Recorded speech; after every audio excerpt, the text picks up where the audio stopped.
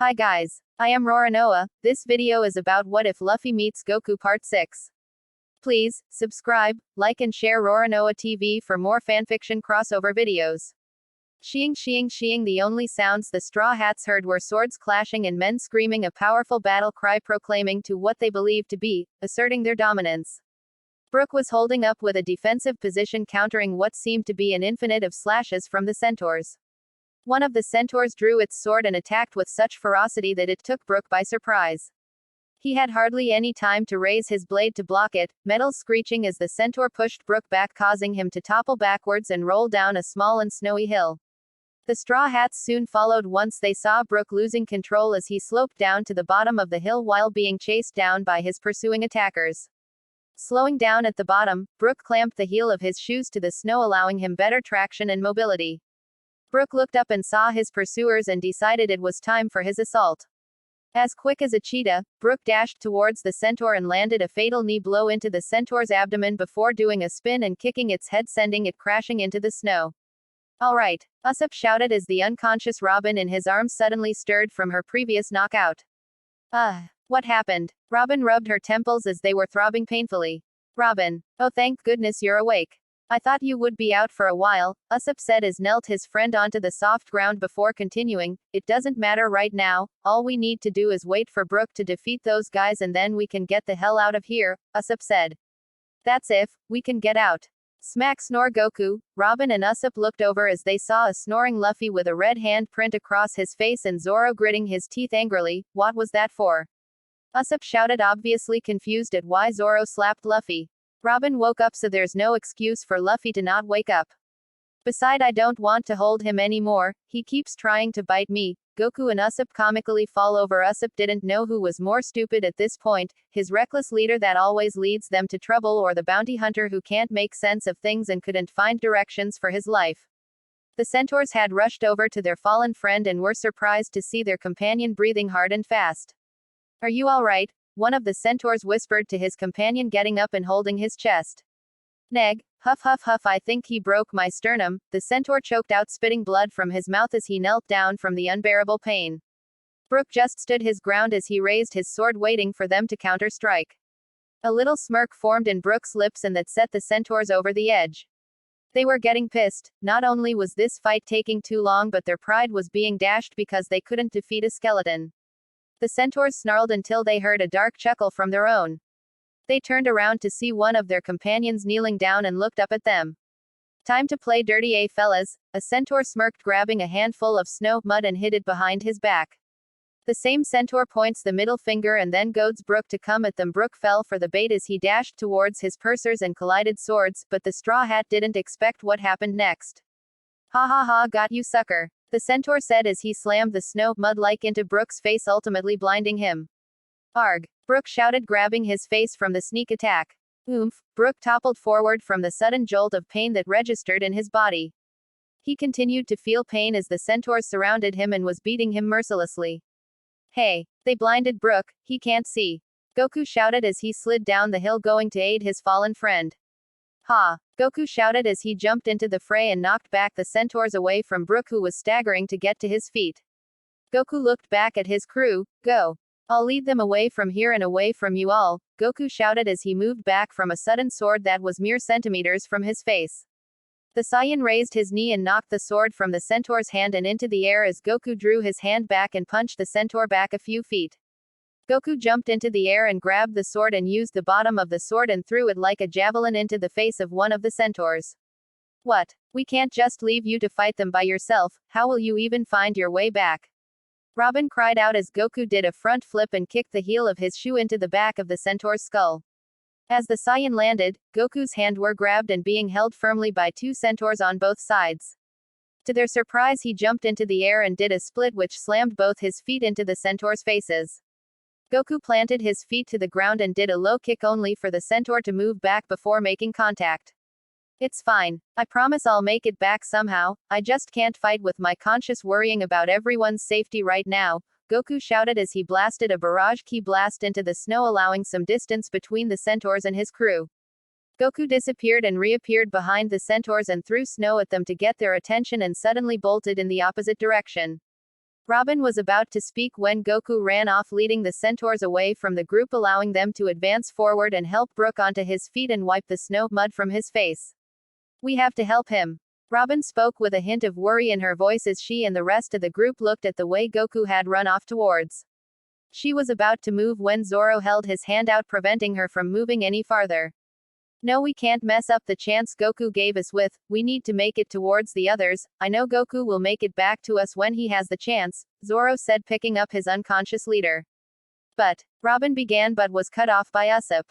Zoro's right, Robin, I don't want to leave Goku as well, but I know he can take care of himself. Usopp assured her as he laid a hand on her shoulder. Robin sighed, knowing they were right, and followed as they went to the opposite direction on their search for the others members of the Straw Hats. Goku was running further into the snowy island as the centaurs couldn't even catch him, let alone fully see him. Goku turned his head left and right as he continued running away from the centaurs. He needed to make sure they were a far away distance from the group before he can join up with his group. After a few minutes, the Saiyan began growing tired of running around aimlessly, so he began a counter-assault on his pursuing attackers.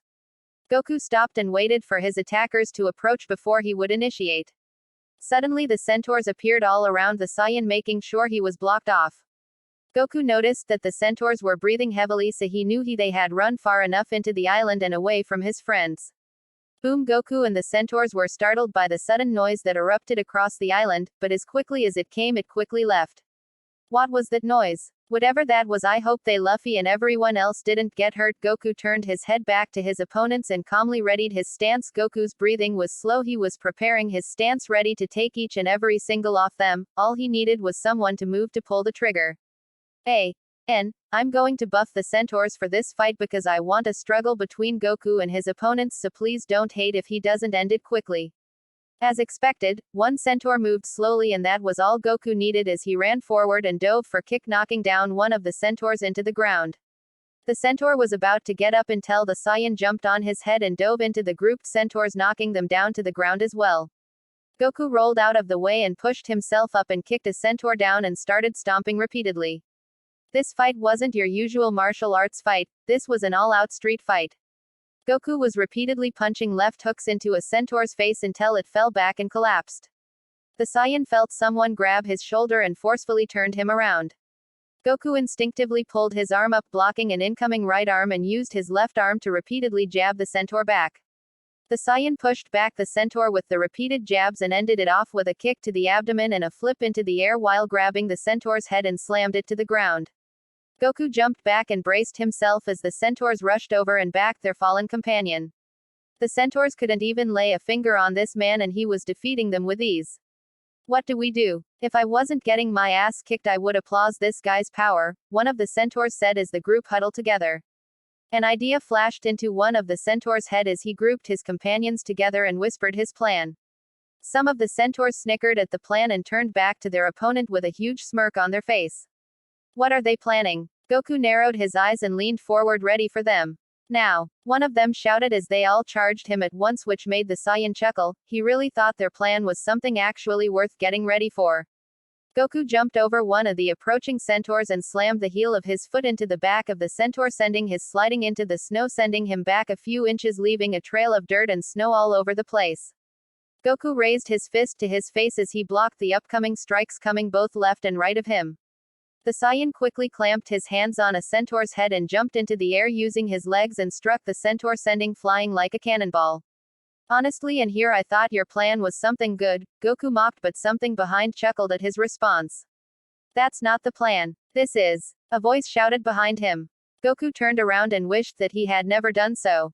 The centaur he had sent sprawling into the snow had baited him to do that so he can get behind Goku without being seen, and it worked perfectly. The centaur had clenched his fist tightly and did something that made Goku unable to fight, literally. The centaur punched Goku with a low blow to his private area.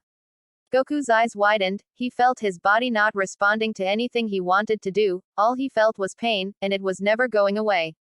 Goku couldn't breathe, it felt as if someone just took something sharp and pierced it into his lungs.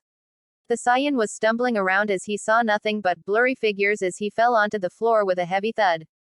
His body was screaming in agony. Goku didn't know if he wanted to vomit, scream, or straight up cry. All he could do was crouch in a fetal position as his body refused to move what seemed to feel like an eternity. The centaurs piled around Goku and started laughing. "Oh, look at the little baby. Does the little baby need his little bottle?" One of the centaurs mimicked a baby sucking on a baby bottle and pulled on his cheek as if Goku was a child. The centaurs howled with laughter. Goku tried to pick himself up but couldn't because of the amount of pain he was feeling. Even if he did pick himself up, the centaur went over and placed his hoof into Goku's abdomen, applying more pressure into the already sensitive part of his body. Goku was gasping for air, as this was basically torture to him, but they weren't done as they took turns taking shots at the defenseless Saiyan. "Pick him up," one of the centaurs ordered, and the others obeyed without question, picking up Goku and held his arms behind him and over his head in a painful arm lock as their body wasn't supposed to be stretched in that position. The Saiyan growled in annoyance as the centaur got closer and used his hand to scrunch his face up. Well, now whose plan wasn't good him? The centaur said as he head butted into Goku's face, dropping him face first into the frosty surface with a slight bloody nose. The pain was slowly receding and Goku noticed he was slowly gaining his ability to move his left arm. Goku decided to stall time until he could move his entire body. Goku faked a chuckle but cringed in pain as his lungs were still hurting a little. "Who you laughing at, huh?" one of the centaurs said, putting his hoof and stomped on Goku's chest, which in response made Goku grunt in pain. He mustered up a grin and chuckled again. "Well, I'm just wonderin'. You guys managed to beat me, a bounty worth $1 billion, but I wonder who really the one that was powerful enough to beat me, because it seems to me that it's you," Goku said, trying to stall for time. The group couldn't believe what they heard. They managed to defeat a man whose bounty worth $1 billion. They didn't care about the money, but just the fact they accomplished something not that many could do was incredible. The centaur with his hoof on Goku's chest lightens the pressure and smirked. "It's good to see my work is actually being noticed," the centaur smirked while flexing his muscles. "Your work?" a voice shouted from behind. "What do you mean your work?" another centaur shouted, grabbing his companion's shoulder, turning him around and got up to his face. "We know that I'm the better fighter of all of us," the centaur shouted along with other shouts disagreeing. "Please, if someone is to get the glory of this victory, then it would be me. I came up the plan after all," the centaur shouted, only to be shoved by another.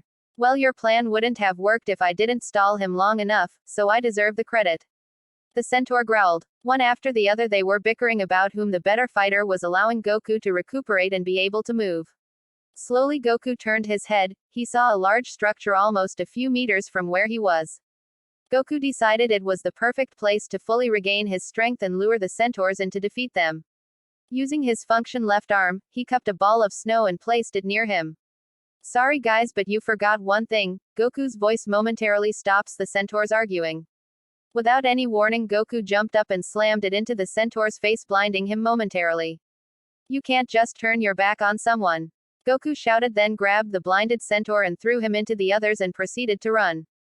"Especially someone like me." As Goku reached the entrance, he looked back and stuck his tongue out. Nah, bet you can't catch me in here," Goku mocked as he, along with the pursuing centaurs, ran towards the large structure and went into it. It was pitch dark and barely visible for the Saiyan to see. Goku moved behind to what seemed to be a pillar as he heard clicks and clacks echoing around the room.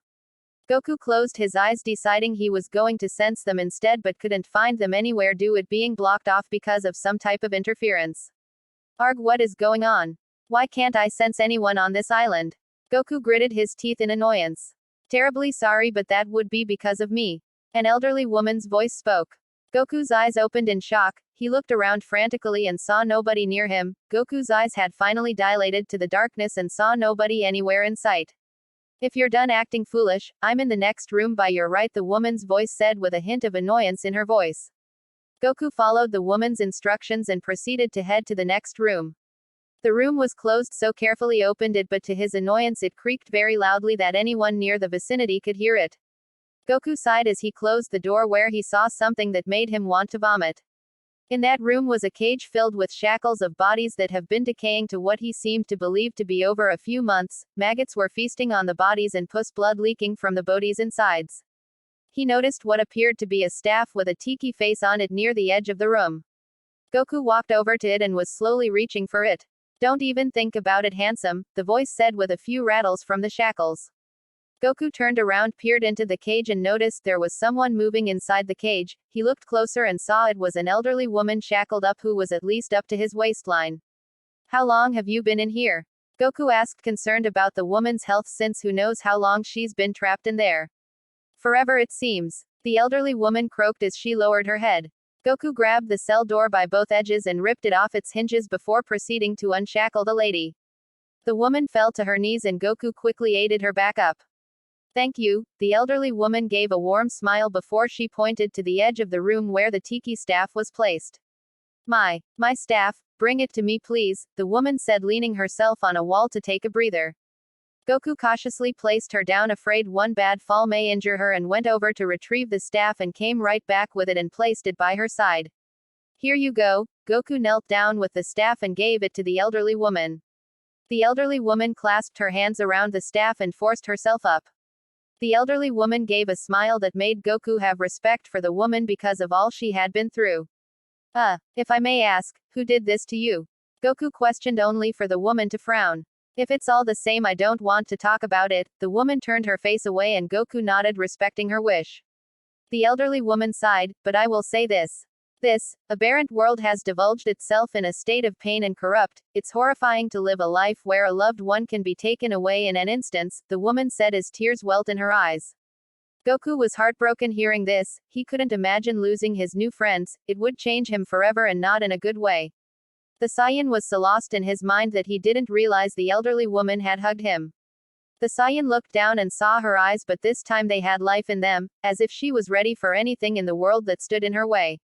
But that doesn't mean this world can't change for the better, the woman spoke as Goku nodded in agreement. I believe your crew is one of the last remaining acts of defiance in this world. I've been around for a long time and I've seen groups standing up for what they believe in. Chuckles, hell, I've even seen the famous Gold D. Roger as a mere child, and at first I didn't think any of him, and look at him then, becoming the Pirate King. The woman gave a little smile. Boom, an explosion was heard across the island, causing the elderly woman to release the Saiyan. The elderly woman moved back and raised her staff, which spontaneously flashed a vibrant magenta color that exploded, causing Goku to cover his eyes from the brightness. Goku opened his eyes and was shocked to what he saw. A portal had opened across time and space and realigned itself in front of the island. There he noticed the island was surrounded by a swarm of Marines along with Smoker, the man Goku faced off during the war to rescue Ace, and what seemed to be a man in his with a black coat falling down to his feet along with a white hat and a sword, a man who went by the name La Trafalgar. Goku looked closer and observed that the man was in front of a building and was apparently keeping the Marines back from entering. Why is this man pushing back the Marines?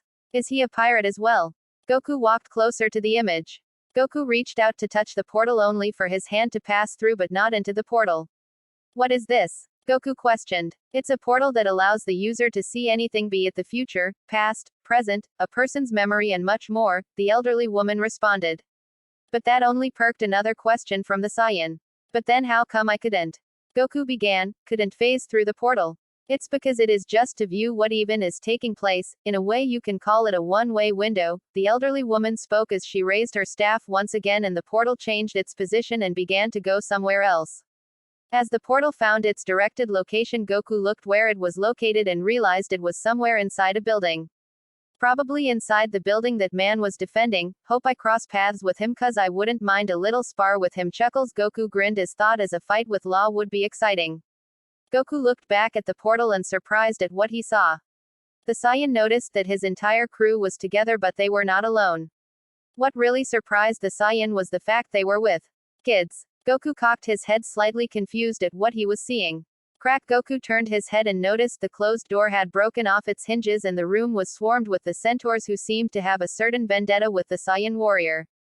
Guys, we found the bastard, one of the centaurs said, raising his weapon. Goku was ready. He was finally feeling better and prepared his stance in front of the elderly woman. Stay back, I'll handle them. Goku narrowed his eyes and was ready for them until he heard a snort from behind him. Please, I may be old, but that doesn't mean I can't handle myself, the elderly woman spoke as she raised her hands into the air and began chanting, which was barely audible to the Saiyan. What's an old tramp like you interfering in our fight? A centaur snarled as he began to walk forward. Suddenly her hands began to glow and the centaur's body began to glow the same. A hole began to appear underneath them and they dropped into it. They couldn't scream, even if they tried nobody heard them as she closed the hole.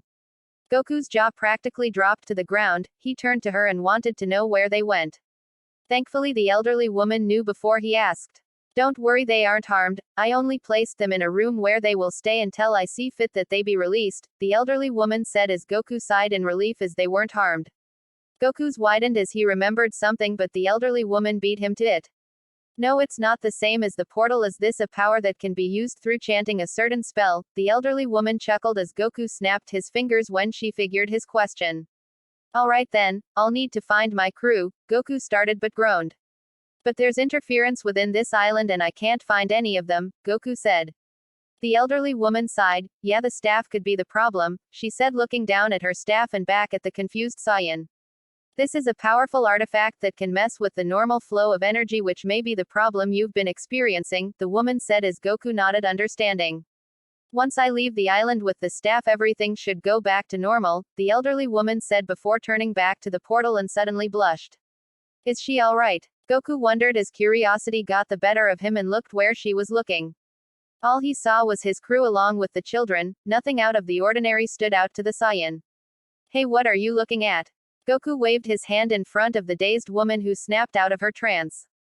Blushing heavily, she turned back to the portal. I'm looking at the pirate Empress Boa Hancock, the elderly woman said as the portal zoomed towards the Empress. To the elderly woman, Hancock playing with the children was most surprising as she was known not to care for anyone but herself and her sisters, but most know about her crush on Goku, including the elderly woman herself. The elderly woman sighed. You're one very lucky man, Goku, don't you say? She said, turning her attention back to the Saiyan who gave her a blank expression. How so? Goku questioned, leaving the elderly woman's jaw gaping open due to his simple mind. She whacked his head with the staff, causing Goku to rub his throbbing head. Are you seriously this dense? How can you not know? The elderly woman hissed at his obliviousness. She pointed the staff back at the portal, back at Hancock. Tell me, what do you see in Hancock? The elderly woman asked. Goku looked at Hancock and then turned back to the elderly woman. Well, she's my friend, right? Goku said, but realized that must have been the wrong answer when the elderly woman shook her head in annoyance. Anything? Do you feel anything when you're around her? The elderly woman asked as Goku thought about it for a moment. Well, I don't know really, Goku started before walking towards the portal image. I mean, sometimes when I'm near her I feel something inside me urging to get closer, but I just ignore it. Goku shrugged as if it wasn't something to worry about. The elderly woman sighed in relief. So he does have some feelings for the Empress, but it's not enough to manifest itself into a real emotion, unless. She walked over to Goku and raised her hand to his face. Please stand still, the elderly woman said as her hand began to glow, leaving Goku nervous on what was about to happen. Goku closed his eyes expecting it to explode in his face, but nothing happened. He opened his eyes and noticed the elderly woman moved back and pointed her finger at the portal. Okay, Goku, I want you to look back at the portal again, the elderly woman said, and Goku obeyed. Goku looked into the portal and stared at the Empress, who was laughing when one of the kids did a trick for her. What Hancock didn't know was that there was a Saiyan staring right at her with a red tint spreading across his face. Goku clenched his chest and was breathing heavily, his heart raced at the sight of Hancock. His cheeks deepened a shade of red when he saw her smiling and laughing. Goku felt panic was racing through his body. What is this feeling? I feel like I'm going to explode if I don't see her. Goku reached out to the portal hoping he could pass through, but the same thing happened as his hand passed through but not into the portal. The elderly woman smiled as closed the portal and the Saiyan stumbled to his feet, feeling his heart return to a normal pace. Goku turned his head to the woman. What happened to me? Goku asked her. It's simple, the elderly woman said as she shifted her weight towards the staff, allowing more support to stand. I manifested a hidden emotion that was buried within you, allowing you to express more of your feelings, the woman said, only to receive a confused look from the Saiyan. In English, please. The Saiyan said, only to receive a growl from the elderly woman. I swear if you hadn't rescued me I would send you down into the room with those centaurs, the elder woman rubbed her head in annoyance. I made you feel, you're able to express more than you ever could, the elderly woman said, to which Goku understood. Goku shook his head, but why do I feel weird when I noticed Han? Goku stopped as even saying her name was enough to make him turn red and feel suddenly happy inside. The elderly woman smirked when she saw his face. That is because I have opened your eyes to her. Ever since you have entered into her life, all she has ever thought about was you. You have single-handedly chipped away the cold nature of the Empress and replaced it with someone who loves to be around other people, someone like you, Goku, the elderly woman said, to which Goku's insides did a flip when he heard what she said. Hancock loves me. Goku smiled, but something forced him back to his logical sense. But how do you know that for sure? I mean, maybe everyone is just assuming that, Goku said, causing the elderly lady to comically fall backwards. You know what? Instead of telling you, how about I just show you him? The elderly woman said as she raised her hand to the Saiyan's face again and began to recite a chant. Her hand began to glow and suddenly everything went white for the Saiyan warrior. Goku's eyes immediately filled with colors and he was able to see everything now. He turned his head and saw the elderly woman was nowhere to be seen. Goku turned around and saw he was at an island. Wait, not any island, it's Amazon Lily. Goku flew up and saw everyone, including Marguerite, the girl he had saved when she was about to be attacked from a wild beast. Hey, Mao, Goku was cut off as a voice that boomed into his mind. They won't hear you, Goku, this is just a memory deep within your mind, I am letting you see examples of how much Hancock has feelings for you, the voice said. Goku was suddenly transported inside the palace and noticed another version of him stepping past Luffy and in front of the Empress. They didn't see him at all. Deciding it was safe, Goku stood next to his past self and looked directly at them both. I know that this is a rather huge favor to ask, but could you please help Luffy? The past Goku asked and the present Goku remembered asking the same thing. Goku turned his head and noticed a light blush dashed across Hancock's cheeks, making her usual beautiful features even more mesmerizing. If that is what you truly wish, then I shall go wherever you desire. As Goku was about to reach out to the Empress, he felt his body being pushed back and suddenly he was in the arena where he had transformed into a Super Saiyan 3. Goku looked around and chuckled, remembering all the damage he had caused from the amount of force he generated. The present Goku looked over and saw his past self in the middle of the ring and Hancock was hugging him. I'm just glad you're okay, she said while holding him tightly as the past Goku just smiled and hugged her back, which took the Empress by surprise and made her blush a little. Does she really like me? Goku asked and the elderly woman chuckled. Saying she likes you would be an understatement. The Saiyan's vision went blank and he felt his body being pushed into another memory. This time he appeared at a battlefield which suddenly sparked a light bulb in his head. Goku remembered this was main fort and the execution was about to start. Goku turned his head around and saw his past self hugging Hancock in the middle of the battlefield. Goku flew towards them, making sure to see her reactions, and as expected she was turning red when he hugged her. I'm sorry that I had caused you so much pain, Hancock, I know this must be hard, but please let me fight them, PG said softly. Hancock turned his face towards hers and she started to tear up a little, but Goku, what will Luffy and I do if you die? We need you, Goku, I need you, she muffled the last part while she buried her face in his arms, but the present Goku had heard it. He looked down and smiled. Hancock really does, doesn't she? Goku asked. The voice began to giggle as if it was a child. P.G. just picked up her face with his finger and smiled at her. You won't have to worry about me ever again, Hancock, cause know this, my passion to keep everyone I love alive is what keeps me going and I'm not going to fail now just because of them, Goku said, pointing to the Shichibukais. This put a little smile on Hancock's face. Then will you promise me something, Goku? Hancock said to PG, what is it? PG asked, promise me you'll come back to us. Hancock said to PG, which made him grin. That's a promise that I can definitely keep, PG smiled. The Empress smiled, which made the present Goku's heart melt. Then here's my token of appreciation, Hancock said as she kissed PG on the cheek, which made her turn red and put a big smile on her face. Alright, I admitted I was wrong, Goku smiled as he realized his mistake. Oh wait, hold on, this is my favorite part. The voice said, pushing Goku into a new place. Goku turned around and noticed he was back in the island. He walked around and saw a boat floating near the island. Near the boat were Elder Nyan, Luffy, Sandersonia, Marigold and Hancock. Goku remembered he was running late and should fly down any second. As expected, PG flew down and started to walk towards his friends. Goku quickly followed and stood next to them. Hancock smiled warmly at the Saiyan. I already loaded up all of your favorite foods into the boat. Such a thoughtful woman like me would make a great wife, you know. Hancock said, blushing slightly. Goku's mouth gaped open at what he heard. Wife. She loves me that she would become my wife. Goku said before turning a deep shade of red, imagining them becoming husband and wife. His brain was yelling into overdrive to stay with that mental image, but he shook it off to stay focused on the memory. Thanks for the food, Hancock. And yeah, you would. I would definitely think any man would be lucky to marry you. PG grinned, oblivious that Hancock was implying for her to be his wife. Biwahaha. Goku laughed, falling back, seeing his own stupidity for the first time. No wonder Vegeta gets so angry with me a lot. I would too if I had to deal with this. Goku said, wiping a tear from his eye from laughing too much. Goku got back up and saw PG and Luffy were ready to go off and recruit Luffy's crew. Luffy put on his hat and grinned at PG. Alright, let's go.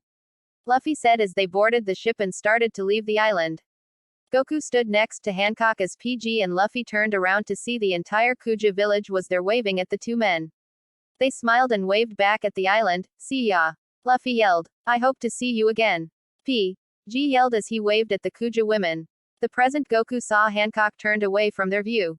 He said he wants to see me again. Is this his sign of a proposal? Hancock said, turning red slightly. For the last time, no. Elder Nyan said, furious with Hancock. Goku grinned gleefully at their bickering. He shrugged his shoulders and gave a short chuckle. Alright, I'll admit I was wrong. She really does love me, Goku said as his vision returned back to normal and he was back in the room with the elderly woman. Goku smiled. I still can't believe it though, me out of every man in the entire world, hell, Luffy was there with me, she could have fallen for him. Well, love is something that brings happiness into someone's life, Goku, the elderly woman smiled. It's something that allows a person to find someone to care for, and someone to care for them back. Someone you will never leave and someone who will never leave you. Someone who will catch you when you fall and trust that they will always be there for you, the elderly woman said. And Goku, that is everything that Hancock sees within in you, the elderly woman said through a whisper. Goku turned around and was shocked to see the elderly woman wasn't there anymore. He tried sensing her but couldn't find her. She had disappeared as if she had never existed. But to his excitement, he was finally able to sense everyone around the island, including Hancock. Thanks, old lady, you've changed my life for the better. Goku smiled as he started running towards the energy source that was his friends. Luffy was bored out of his mind. Usually he and Goku would spar to help build up his fighting skills and endurance. Whatever type of training Goku told him to do, he would gladly do it. He even asked to up the training a 100x more than required, but Goku always said no.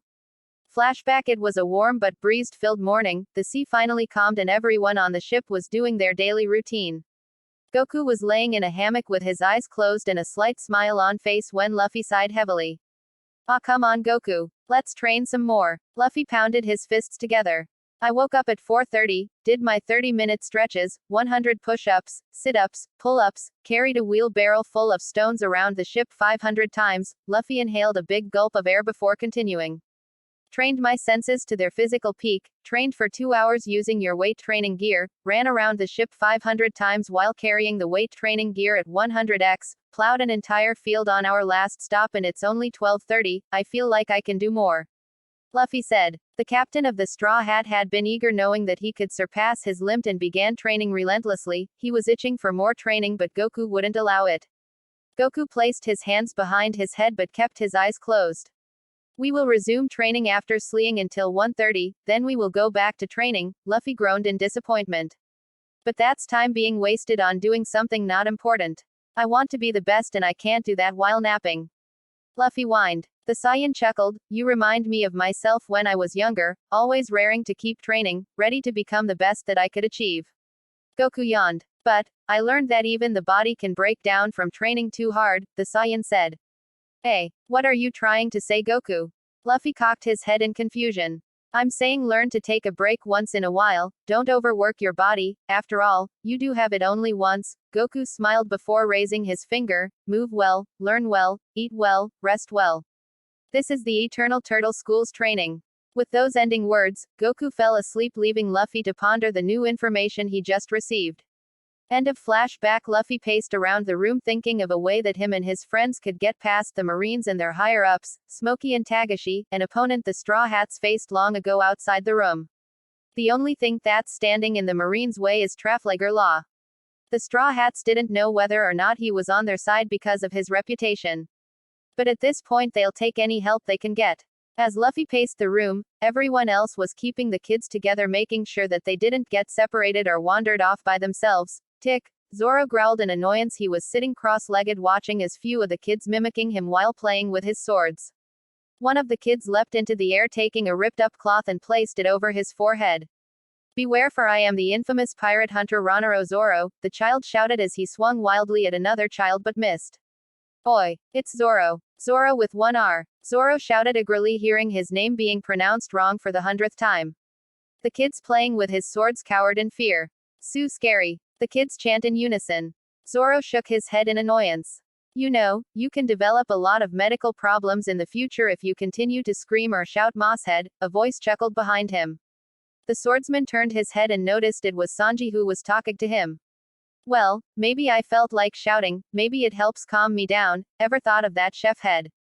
Zoro said, annoyed. "That made no sense," Sanji said, sitting down cross-legged in front of Zoro before taking a cigarette, lighting it up and taking a puff from it.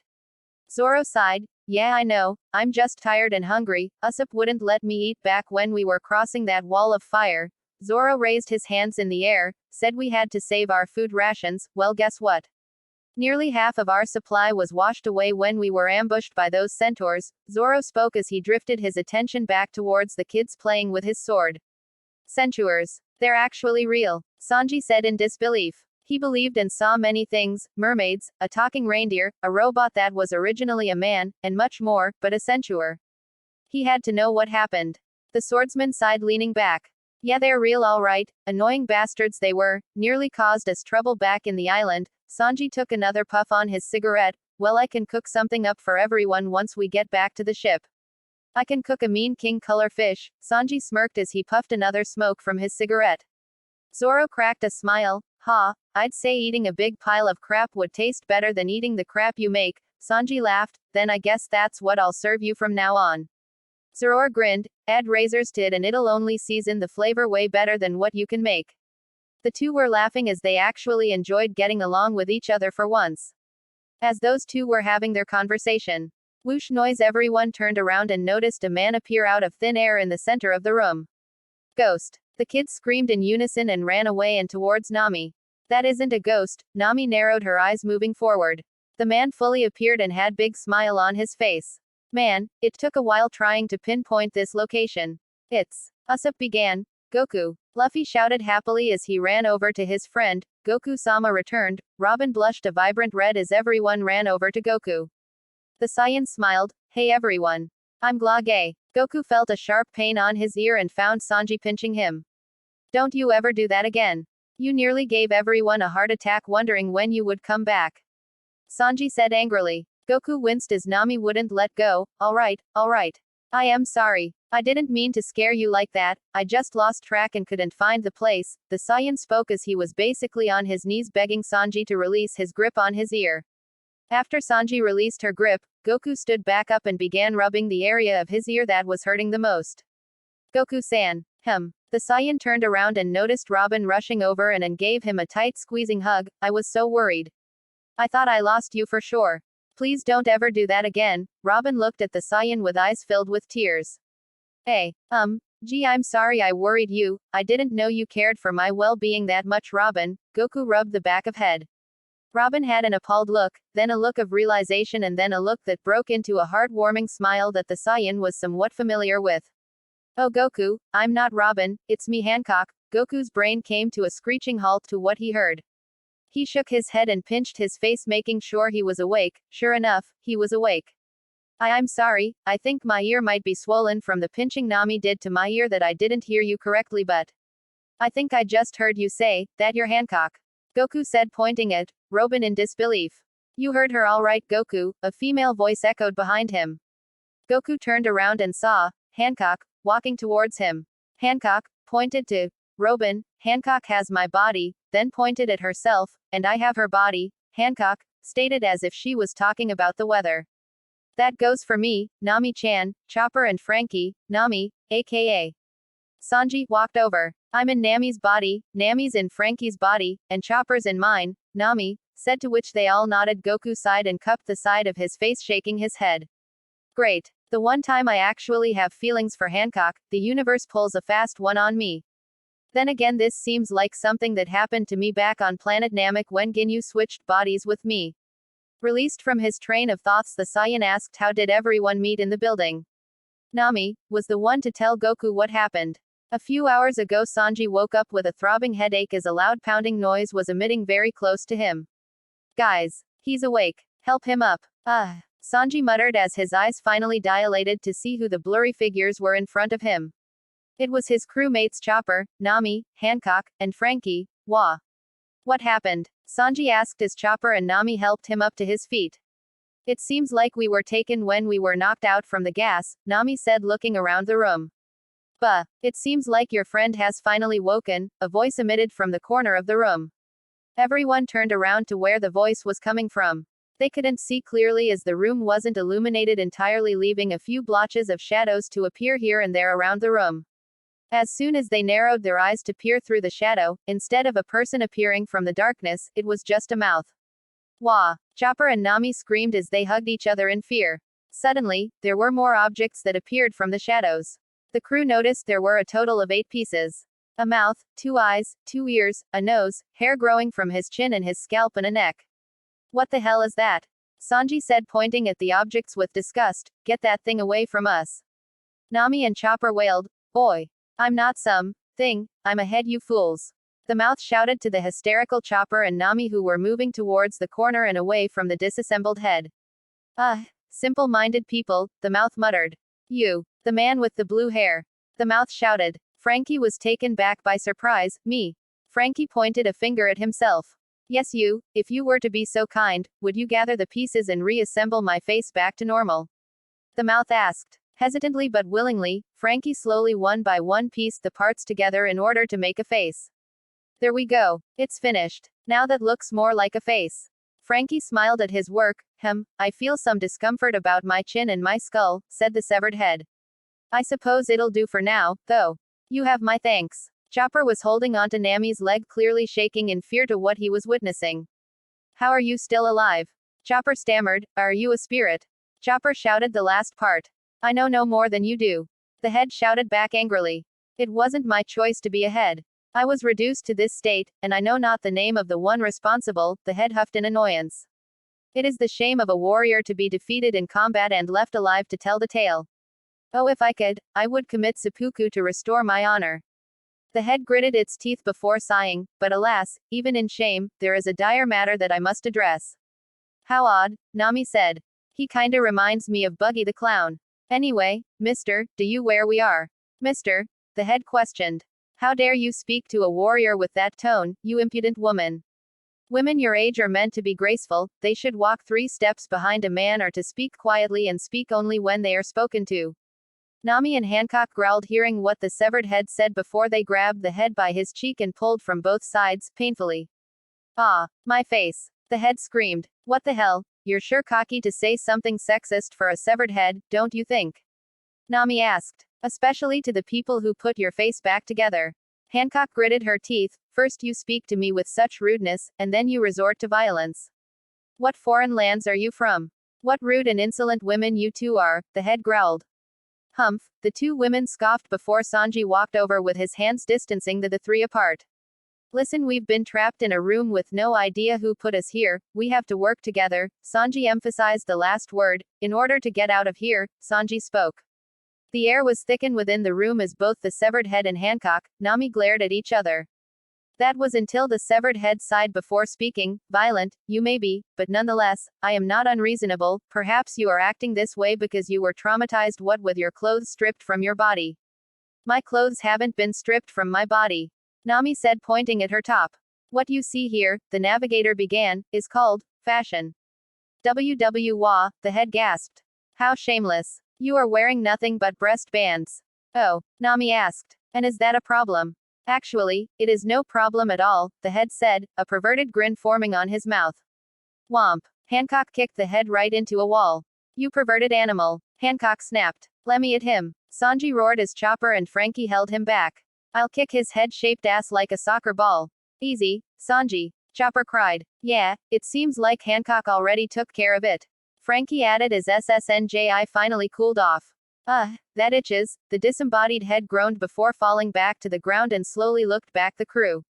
So, foreign women wear nothing but breast bands, eh? Rather nice, but tell me, I just heard the story of your abduction, not too long ago. The severed head asked. We're pirates, Sanji replied, causing the head to gasp. Pirates. The head seethed, no wonder those two are so violent. The head growled looking at Nami and Hancock. I despise pirates so much they make me sick. The head spat out angrily. I thought that since we both trapped in this land of ice, we could escape together, but now that I know you are pirates, I want no part of it. The head snapped. Land of ice. Frankie repeated. Isn't this a burning fire island? That's right. Chopper agreed. Even the sea was burning around the island. Wait a minute, Nami said. He might be onto something. You called this place a land of ice, right? Are you sure you didn't hear any volcanic explosions or something? The navigator asked. I have heard explosions, the head admitted, but I came here through a freezing sea of ice. Now do not talk to me anymore, pirates, the head spoke angrily. Just what I thought, Nami said before looking back at her crewmates. Remember that snail call we got where someone said something about it being cold? They all nodded in unison. That winter sky I saw from the ship wasn't just my imagination after all. The burning island that Luffy and the others landed is on one side, which means we must have been taken around the other side of the island. The navigator concluded. But there's one problem, Nami said. We don't know who did this and what their reason, and we won't know until we get out of here. But Nami-san, the door is steel enforced, Sanji said walking towards the crew. I've tried to get this stupid door open but it's too. Stand back, Frankie shouted, putting his hands together. I'm full on cola. Eek. Nami yelped before she and Sanji ran out of the way. Frankie, radical beam. Boom. Frankie fired a powerful laser beam, destroying the door and caused the room to rumble loudly. Wow. Chopper exclaimed with starry eyes while the severed head stared in shock. Oh oi, watch it. Sanji cried out. Give us a sec, will ya? Sanji gritted his teeth. Sorry, Frankie grinned before waving hand towards the door. It's open, let's go. That body of yours isn't for show. Sanji smirked. I so wish I could shoot laser beams. Chopper chimed in with starry eyes. With that, the four began to head out the huge hole where the door once was, but before they did, Sanji looked back at the severed head. Yo, he said. What are you gonna do? The head turned away with a displeased scowl. Sanji sighed. If we weren't pirates, you'd still come with us, wouldn't you? The head snorted. Shut up and go, pirate filth. Sanji growled before he grabbed the head and picked it up. Well, I know this much, he said. You're not getting anywhere as a disembodied head, now are you? Sanji spoke before taking off the top and bottom ends of the head. Isn't that right, samurai from the land of Wa? Sanji asked, before he put the bottom end of the head on the top, revealing it to be a topknot, and the top end on revealing it to be a chin. So that means that the killer samurai that guy was talking about was him. Chopper's eyes popped out. Ah, scary. This topknot here is the traditional hairstyle of the land of Wa, Sanji said. Just then, they started hearing someone shouting. The explosion came from over there. Hurry. It could be the pirates we caught. Sanji. Chopper. Nami called. Hurry up. The guards are coming. The only reason we're in this mess in the first place, Sanji began, is because we got a distress call from the guys that you cut samurai. Sanji, let's go. Chopper pleaded. Forget the scary samurai. Please. I do not commit murder in cold blood, the samurai shouted. I wouldn't shame nor bring disgrace to myself again. I came to this island, to save my son's life. And I would cut down hundreds, no, thousands, if they dare to stand in my way of getting my son back. Sanji glared at the samurai, who glared right back at him. Suddenly, the guards appeared and saw the pirates running out of the room. It's the pirates. They've escaped. Shoot them. One of the guards shouted to the others. The guards began firing their bazookas and rifles at the escaping Straw Hats as they gave chase. However, as they ran, Chopper noticed that Sanji won more with them. Huh, Sanji, he cried. You're taking the samurai with us, he's dangerous. I'll take full responsibility. Now keep running. Sanji barked as the guards were atching up and relentlessly fired at the crew. Frankie stood behind and began firing bullets back from his left hand at the guards, trying to hold them back. Enemy has weapons. Spread out and return fire. One of the guards screamed to others and they all scattered to evade the ricocheting bullets. This lasted for a near 2 minutes and although Frankie was pushing them back, he was beginning to run low on bullets. Guys, we gotta move now, Frankie shouted, turning his head back to his crewmates. Okay, Sanji said, looking at his surrounding for a way to escape. Look through this door here. Hurry. Hancock pointed to a long corridor with a single large door at the end. Right, Nami said. Frankie extended his left arm and punched a support beam to distance the guards and his crewmates, at least for a while. They ran down the corridor and found the door to be locked. Wham! Sanji kicked the door down, but what the Straw Hats saw next caused them to gasp in shock and surprise, for they had just entered a room, decorated with seagulls and fish mobiles, and the walls covered with rainbows, bubbles, clouds, and forests painted on them. However, what shocked most was that there are children wearing white garbs in the room, and some of them were 3 times their size. Kids? Sanji questioned. But they're huge. Children, the samurai muttered. The room's crawling with them. Frankie added. What is this place? Hancock asked. The 5 straw hats and the samurai stared in shock at the sight of the children, who were just as shocked at their entrance. Who are you? Asked a giant blonde-haired boy, holding a soccer ball. Strangers, said a black-haired girl that was as tall as he is. Whoa, check it out, said the blonde-haired boy, pointing at Frankie. One of them is a robot. Awesome, the boy shouted with starry eyes. Soon, the other boys became starry-eyed at the sight of Frankie. Cool. A robot. A stag beetle robot, too. The ultimate robot. The boys chanted in unison, admired Frankie. Well, Frankie seems to be popular with the boys, Sanji noted. Frankie shook his head in disbelief. Are these the kids of giants? Asked Frankie. What are we, on an island of giants or something? No, wait, Nami said. Look, some of them aren't that big, and others are still average-sized. Nami pointed to a small group of children who huddled together in fear. Are you, frozen ones? Asked the giant, black-haired girl. Did you escape? Frozen ones. Nami repeated. What does she mean by that? Yeah, you're right, Nami, Chopper said. At that moment, the children began clamoring all at once. Robot, robot, stag beetle robot. The boys shouted in unison with starry eyes. Look, a Tanuki doll. One of the kids pointed at the samurai, who remained quiet. There's a pretty lady too. One of the boys blushed heavily when they gazed at Hancock. Look at that man. He's got curly eyebrows. Another child spoke. Shut the hell up, you brats. Sanji barked. What is this place? A daycare for all races or something? You children, the samurai had enough and shouted. Answer my query. Have any of you seen a young boy who goes by the name of Momonosuke? The kids before they all turned around and began to run. Ah, the head. Talked, cried the giant blonde boy. Scary, cried a boy with a chestnut-shaped head. You idiot, Sanji shouted as he squeezed the samurai's head. Now they won't answer us. Wait, come back, Nami cried. Don't run away, sir. I found the pursuers, they are in here. A voice echoed behind the crew. Sanji turned around and saw the guards running towards the room they were in. Crap, they caught up with us. Sanji said, running in the opposite direction. Keep the use of knockout gas to a minimum, said one of the guards. The door to the biscuits room is open. No guns or explosives. You hit any of the children, and the boss will be furious with us, the guard shouted. Damn it, Sanji cursed. Hey, you kids. Do you know what kind of facility this is? Answer us. Please, answer me, the samurai cried. I am looking for a boy named Momonosuke. Ah, the kids screamed before they ran away, again, in fear. Will you shut up? Nami snapped as she hit the samurai in the face. You're scaring them worse. Ah, the samurai cried, struck by a woman, once again. My honor has been sullied. If only I could slice open my belly to regain it. Go ahead and slice away.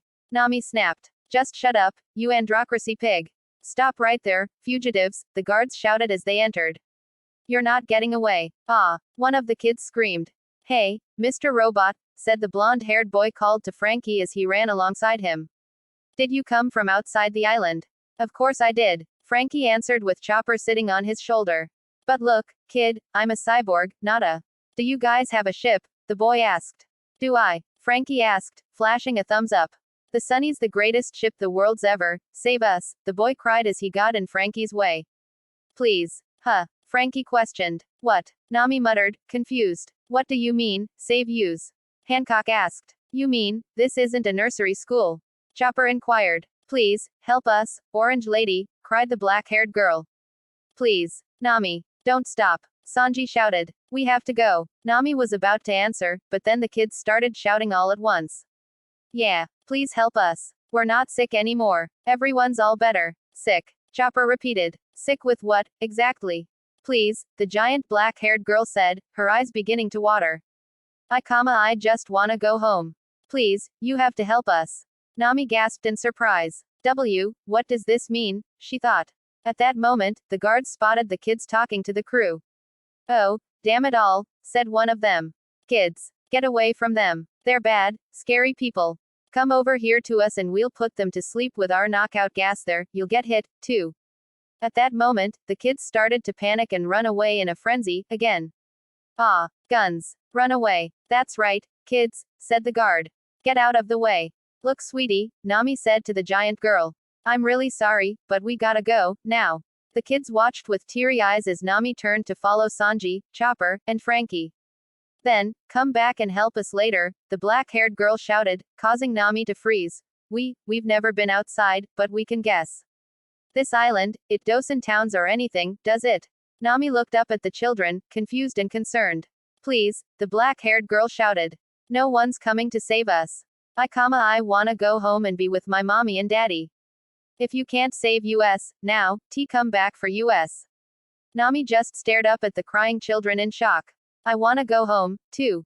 Me, too. I miss my dad and my big brothers. I miss my mommy. Please help us. What is going on here? Hancock questioned. Maybe we take them with us. Hancock said, feeling sorry for the kids. It reminded her of a dark time she experienced that she and her sisters Marigold and Sandersonia went through as kids. We can't, Frankie answered, despite wiping away some tears. We don't even know where we're going. How are we gonna manage anything with a gang of kids with us? He sniffled. Man, what's with this foreboding feeling of tragedy I'm getting? Come on, kids, shouted the guard, who is now getting irritable. Move it, I said. Nami, Hancock, come on, Sanji shouted. Nami and Hancock turned to each other knowing what they both were about to say. No, they answered in unison. Sanji and Frankie braked to a halt. What? Sanji questioned. Nami, Hancock, we gotta go. Frankie shouted. I'm not leaving, Nami said before she turned to the kids. Not without these kids. We're going to save them all. Hancock said, causing the kids to gasp happily hearing this. What are you saying, Nami-san, Hancock-chan? Sanji questioned. We don't have to save them. Didn't they say they were sick? Maybe this is some kind of hospital. We just met them, and we don't even know their story. We're not running a rescue charity, here. Sanji said, looking back at the two. Hancock and Nami turned back to their friends. I won't turn my back on a child who cries out in need, they shouted. The kids aren't moving, shouted one of the guards. Those pirates are gonna get away. Ah, forget it, shouted the lead guard. I've had enough. Just waste those kids along with them. The kids screamed at this. Just when the guard was about to open fire, Sanji jumped up and his leg went ablaze. Diable Hambi, Collier strike. Sanji delivered a kick that was more powerful than his original Collier shot. Sanji. Nami exclaimed happily. Why you? Shouted one of the guards, Kung Fu Point. Hasha. Kagong. Chopper, in Kung Fu Point, delivered a powerful uppercut to the guard's jaw. Strong right. Crank. Bam. Frankie fired his right fist at the remaining guards, causing the younger boys to cheer. A rocket punch. They cried out, raising a fist of their own. They've turned around, said one of the guards. They're not running, shouted another. Nami and Hancock are even more gorgeous when they act all motherly around little kids, Sanji said. So, I'll do this for them. Nami and Hancock smiled, hearing that the boys were going to help them bring the samurai's head. Sneered at the sight, but he was also in shock at how strong the Straw Hats were. They may be lowly pirates, he noted, but they're certainly strong pirates. Chopper, you go with Nami, Hancock and the kids. Sanji ordered. Frankie and I will stay behind and hold these guys off. Sanji said, jumping into the air, doing a roundhouse kick into one of the guards' abdomen. Got it, Hasha, Chopper exclaimed before he somersaulted to Nami's side. Listen up, you bunch of munchkins. Sanji shouted. Stay close to the pair of beautiful women, but make no mistake. Sanji shouted. I'm only doing this in response to Nami and Hancock's heartbreaking kindness. The fact that they are sticking up for you brats actually makes me hate you, right now. Thanks, Mr. Curly Eyebrows Man, said one of the little boys. Bite me, Sanji snapped. Come on, kids, we're getting out of here, right now. Nami shouted as she led the band of kids away from the guards who were in pursuit of them. Sanji and Frankie, on the other hand, were busy keeping the guards at bay. Weapons left, Frankie shouted before he fired bullets from his left knuckles, shooting the guards. Ha ha ha ha. Super. Ugh, one of the guards groaned. He's got his body outfitted with all kinds of weapons. He must be the one who blasted the door open. Pack your poison rounds, shouted another guard, holding a large bazooka. The kids have all left the room. Show no mercy. The lead guard shouted, aiming their weapons at Frankie. I don't think so, pal. Wham. Sanji kicked the guard in the chin, so hard, he knocked his mask off.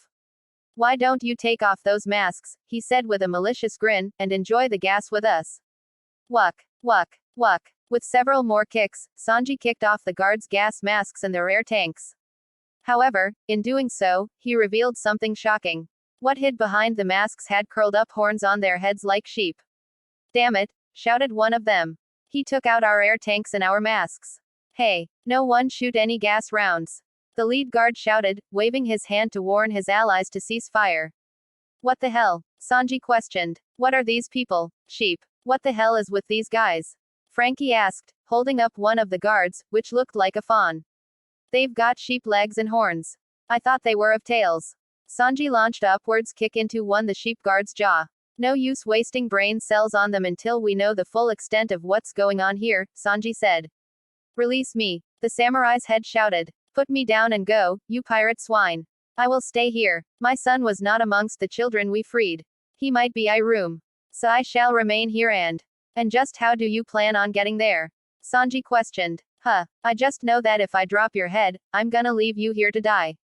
I don't want something hanging over my conscience. Be silent, the samurai barked. I am only here to rescue my son. Then stop beating around the bush and just say it already. Sanji snapped. Please help me look for my body. It's gotta be here, somewhere, bite your tongue, you worthless pirate scum. The samurai shouted. I would never beg for help from the likes of you. I'd rather die. A slight pause came as the samurai seethed angrily. However, he said, if you wanted to look for my body, then I would not persuade you against. All right, that's it. Sanji shouted as he prepared to throw the head on the ground. I've had enough of this guy's bullshit. I've no regrets, the samurai shouted. I will not plead to a scoundrel for my life. Hey, knock it off. Frankie cried as he grabbed the head from Sanji. Is squashing a defenseless head really gonna make you feel any better? Arg. Sanji roared in anger. You lost this argument the moment you took him out of that cell with us, Sanji, Frankie said. The samurai stuck his tongue at the cook to further infuriate him. Gah! Sanji yelled, rolling around the floor in a childlike tantrum. This is driving me nuts. I can't believe I was stupid enough to actually feel sympathy for a single second. I don't want to help this guy anymore. The samurai gave a somewhat sinister grin. Now then, he began, if you wanted to transport an entirely defenseless head, I would not argue with you. What do you say, pirate? A moment later, Frankie had to carry the beaten-up samurai's head. You are so in for it when you get your body back. Sanji hissed. Why, you don't really give a severed head much mercy, do you? The samurai asked. I suppose I should watch my tongue, then, you better. Oh, I'll beat the living daylights out of your face again. Sanji barked. Suddenly, the samurai grunted, as if he was struggling. NRRRGH. What are you doing, guy? Frankie asked, confused. Who is that? The samurai panted. I cannot take him down, whoever it is. What are you talking about? Frankie asked. I'm not talking about me, you lout, the samurai shouted. I'm talking about my torso. What? Frankie questioned. A vein appeared on the samurai's face, ERGH. Stop paying attention to me and go help your friend. The samurai shouted, causing Frankie to hightail to Sanji's aidle. Grabbing Sanji, Franley rushed over to the end of the corridor where he last saw Nami, Hancock, Chopper and THR group of kids went. He passed through a set of doors and dropped Sanji, asking for his help to seal the door. Sanji and Frankie had just sealed off the corridor, preventing the guards from chasing them. Okay, Frankie, good work. Sanji said, holding the samurai's head. Now let's hurry. I think I heard Nami-chan's voice. Let's move, Sanji ordered as they rushed over to the hollering of voices. As they caught up, they noticed everyone was beginning to shiver from the cold. All the children were huddling over Chopper as he was the only one wearing fur that kept them warm. I can't breathe, Chopper mustered as the kids were practically choking him from huddling over him too tightly. Nami-san, Hancock-chan. Sanji swooned, running towards them. He saw them shivering and immediately went to help them. It's F fine SS Sanji. Nami chattered through her teeth. Hancock was stirring too, but to a lesser degree, as she had her coat that gave minimum protection against the cold. Chopper pulled himself away from the group of children and popped out of the model of the group comically and went over to Sanji, Frankie, Hancock and Nami. He pointed far down where a beam of light was visible. I can see a door. It's not too far from here. Chopper shouted happily. Everyone began to cheer. They finally found an exit. Well, let's get the hell out of here. Sanji raised his fist as they ran all the way to the door without even taking a break. Bam! The door was kicked open, and not long after, Chopper jumped out happily. Hasha! Chopper shrieked. We made it. We're Finsley outs, Nami began, only to shiver even more so than before. But what the Straw Hats didn't know was that they had walked out into an army of Marines led by Smoker and Tagashi, and right in front of them were Trafalgar Law. Tashigi gasped. It's the Straw Hats, she whispered. Soon, the rest of the children came outside, too. We made it. We made it out of the building. We can go home. Yay. I can see my mommy and daddy, again. Brr. It's really cold out here. The kids shouted happily that they finally made it out of the room. Law stared slightly shocked. Not long after, Frankie came outside, with tank treads coming out of his legs, and the children, as well as Sanji and the samurai head, sitting on him. As they did, Frankie sang a song. Hey, hey, hey, hey. Frankie. Hey, hey, hey, hey. Tank. Scooch, scooch, super scooch. Get in my way, and I'll squash you flat. But I'll roll all around the pretty flowers pianissimo. The Frankie tank ain't such a bad guy after all, fortissimo. Soon, Frankie struck his signature pose, followed by Chopper and the boys. Even Sanji and the samurai got into the act. Super. They all cheered. He's so cool. What an awesome robot man. The boys chanted in unison with starry eyes. The main soldiers only stared in shock at what they are seeing. A raccoon dog, a girl in a bikini, giant kids, one of the 7 warlords of the sea, a singing robot, a curly-browed man, and a severed head. They all thought the same thing, I gotta be dreamin'. At that moment, the Straw Hats finally noticed the Marines, Smokey, Tagashi, and Law staring at them in disbelief to what they witnessed. Yaaaaaaaaaaaah! Chopper screamed. It's you. You're that guy from Sabayati. Nami added as she pointed at Law. Smoker raised an eyebrow when he noticed Hancock was alongside the Straw Hats. He walked forward. So are you aiding these criminals, Ms. Boa? Or are you going to make the excuses of being kidnapped by them? Smoker asked, to which Boa smirked.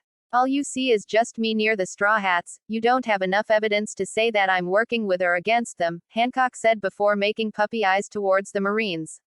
Besides, I don't want to get in trouble with the big mean government. You wouldn't want to do that to me, would you? Hancock said as she pouted, making everyone who gazed upon her be filled with lust. All except Law. No, I don't. Smoker's face blushed a bright red as he turned his head away, trying to break free from Hancock's charms but was failing. Never. The Marines shouted in unison, hearing what Hancock just said. Hancock smiled, knowing she was safe at least for now. Law sighed, obviously annoyed at the scene being played out before him. Give me a break, he scoffed. Sanji knew the situation could get worse and was about to bring everyone back inside. Out of the way. A voice bellowed far behind everyone. Everyone turned around to see a group of people riding down a snowy hill on a very large person who goes by the name Brownbird. He seemed very annoyed and very frightened as someone jumped on top of, causing him to accelerate faster down the hill at an uncontrollable speed. The first rider was standing on top as if he was riding a surfboard. On closer view, everyone saw it was Luffy and the rest of the crew sliding down to meet everyone beside the door. Everyone backed away as Frankie held out his hands. They'll knock into us if we don't stop it. Frankie shouted. Just as he was about to move forward to catch it, Smoker drew out his sword, immediately disappeared only to reappear and slice the snow, causing the ground to split and elevate, knocking the Straw Hats forward and crashing into their friends. Remind me never to let Luffy to make the plan, Zoro muttered, rubbing his head from the aching pain. Ditto, Usopp muttered as they all rose from the ground and noticed the Marines and Law staring at them. Luffy finally noticed Law and called out to him, Hey, you. Luffy called, waving to Law. It's me. Remember. Thanks for your help that one time. Law didn't say a single word but stared blankly at the captain of the Straw Hats. Isn't that the guy we saw at the auction house in Sabayati? Zoro asked, taking a look at Law himself. Yes, Robin answered. Trafalgar Law, these days, he's a, yeah. Luffy interrupted. Trafulu Trafal guy, yeah, that's it. Luffy grinned. He helped me escape during that whole war at Marineford. And he healed me too. Healed you, Robin repeated. That's right, Luffy said. He's just like Jinbei. I owe him, big time. I didn't think I'd see you here, Traffle. Luffy said, walking over to him. I didn't get to say thanks for all the help you gave me. Law didn't answer him. Instead, he thought back to 2 years ago, during and after the Marineford War. A small smile appeared on his lips, and as fast as it came, it quickly left. By now, Luffy is now standing face to face with Law. You're a rather strong man to have survived what you went through, Straw Hat, Law said. But let me make this clear, Law said. I only did what I did because I was acting on a sudden whim. You don't need to feel any gratitude for me saving your life. Shh. Luffy laughed. As they talked, Usopp spotted someone nearby. Guys, he called. I can see some Marines on the ground, over there. Actually, isn't that Fist? Hey, Trafalgar, Brownbird whispered. Help me out, will ya? Law just stared at Borwanbird with the same expression he showed Luffy. You and I are both pirates, Law said, ignoring Brownbird. Remember what I said, Straw Hat. Shh. Luffy laughed, again. Yeah, I guess. I mean, in our hunt for the One Piece, we're still enemies, but there are still lots and lots of people I owe years ago. I met both you and Jinbei, too. Thanks a lot, really. Law just remained silent. Luffy. Smoker shouted, gaining his attention. Uh-oh, Luffy said upon seeing them. The Marines are here. Wait, isn't that? Luffy began before someone shouted over him. Come on, we gotta move. The Marines are here, Luffy. Zoro called. I know, I'm coming, Luffy said as they all were about to run inside. Law turned around and pointed his sword at the Straw Hats. We are enemies, Luffy, that is true, so I don't want to make your escape too easy now, do we? Shambles. Law said as he saw a few of the Straw Hats clutch their heart but still run into the room and close the door behind them. Law smirked. He didn't hate the crew, it's just they were at the wrong place at the wrong time. He sighed. Guess I'll have to go after them after I deal with the Marines. Law drew his sword and placed his over his shoulder and remained silent. End of flashback. After, Nami explained everything to Goku, the Saiyan needed to sit down because hearing everything he just heard was too much. Just as he sat down, get your ass off me. A voice muffled beneath him. Huh. The Saiyan turned around and nearly had a heart attack seeing a severed head shouting to him. He gripped his head. Just what the heck is with this island? Goku shouted. At this point Goku thought, it wasn't the best idea to join the Straw Hats on their journey. Thank you for watching What If Luffy Meets Goku Part 6. Please, subscribe, like and share Roronoa TV for more fanfiction crossover.